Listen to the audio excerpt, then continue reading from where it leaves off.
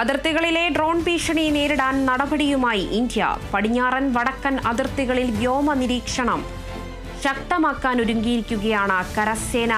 പുതിയ റഡാർ സംവിധാനങ്ങൾ വാങ്ങാനും തീരുമാനമായി. വിവരങ്ങളുമായി രാജേഷ് ശ്രീനിവാസൻ ചേരുന്നുണ്ട്. രാജേഷ്, അതിർത്തികളിലാണ് ഇപ്പോൾ ഡ്രോൺ ഭീഷണി നേരിടാൻ ഒരു നടപടിയുമായി ഇന്ത്യ ഇപ്പോൾ വന്നിരിക്കുന്നത്. എന്തായാലും ശക്തമായൊരു നിരീക്ഷണ മേഖല തന്നെയാണ് അതിർത്തി മേഖല. അവിടെ കൂടുതൽ നടപടിയാണ് ഇപ്പോൾ ഇന്ത്യ രൂപം കൊള്ളുന്നത്. വാർത്തയുടെ കൂടുതൽ വിവരങ്ങൾ എങ്ങനെയാണ്?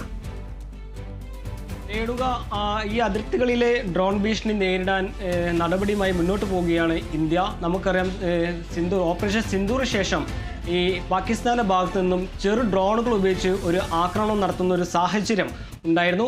ഇതെല്ലാം കണക്കിലെടുത്താണ് നിലവിൽ ഇപ്പോൾ അതിർത്തികളിൽ ഈ ഡ്രോൺ പരിശോധന അല്ലെങ്കിൽ ഡ്രോൺ ഭീഷണി നേരിടാൻ പുതിയ നടപടികളുമായും ഈ കരസേന മുന്നോട്ട് പോകുന്നത്.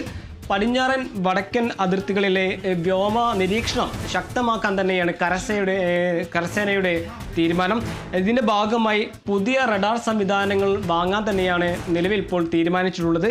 അത് 45 ലോ ലെവൽ വെയിറ്റ് റഡാർ, അതുപോലെ തന്നെ 48 എയർ ഡിഫൻസ് കൺട്രോൾ റഡാർ തുടങ്ങിയ സംവിധാനങ്ങളെല്ലാം ഈ കരസേന വാങ്ങാൻ പോവുകയാണ്.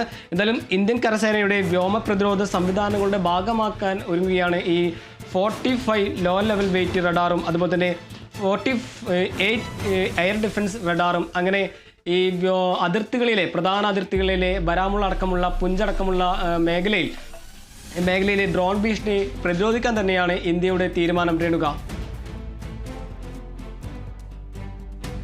ശരി രാജേഷ്, വ്യക്തമാണ്. എന്തായാലും അതിർത്തികളിലെ ഡ്രോൺ ഭീഷണി നേരിടാൻ നടപടിയുമായി ഇന്ത്യ. പടിഞ്ഞാറൻ വടക്കൻ അതിർത്തികളിൽ വ്യോമനിരീക്ഷണം ശക്തമാക്കാൻ ഒരുക്കിയിരിക്കുകയാണ് കരസേന.